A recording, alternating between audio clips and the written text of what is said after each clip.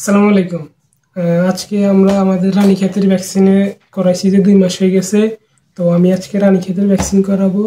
তো কিভাবে করবো আপনাদেরকে দেখাচ্ছি। তো প্রথমত আমি 100 ml পানি নিছি। তাও ওইটা পিওর ওয়াটার মানে যেটা একদম ভালো পানি ওইটা নিছি। তারপরে এই সিরিঞ্জের মধ্যে একটু প্রায় 2 ml এর মতো পানি নিয়ে তো এই যে ইয়ের ভিতরে ভ্যাকসিনের ভিতরে পুশ করছি, পুশ করা লাগে না, ধরার সাথে সাথে ভিতরে টেনে নিছে। তো আমি এটা এখন এভাবে করে টেনে এগুলা ভ্যাকসিন সিরিঞ্জে নিয়ে নিব। ঠিক আছে, আমি এখন যে ভ্যাকসিনটা নিয়েছি সিরিঞ্জে সেটা আমি 100 ml পানির সাথে আগে মিক্স করব।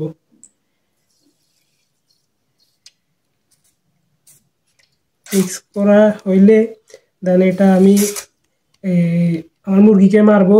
তো এখন আমি আগে আমার সবগুলা মুরগিকে ধরে খাঁচায় ঢুকাইছি। খাঁচায় ঢুকানোর পরে একটা একটা করে নিয়ে প্রতিটা মুরগির রানের মাংসে মানে চামড়ার নিচে 1 ml করে ইঞ্জেকশন দিয়ে পুশ করছি। পুশ করে করে সবগুলা এরকম করে প্রায় আমার প্রায় 60টা মোরগ আছে।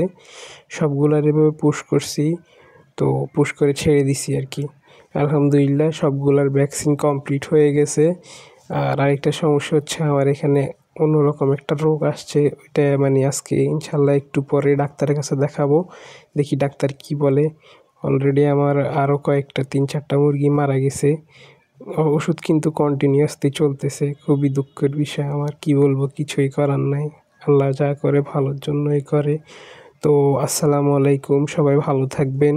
ফেসবুক থেকে দেখলে অবশ্যই ফলো করবেন, আর ইউটিউব থেকে দেখলে অবশ্যই সাবস্ক্রাইব করবেন। আসসালামু আলাইকুম।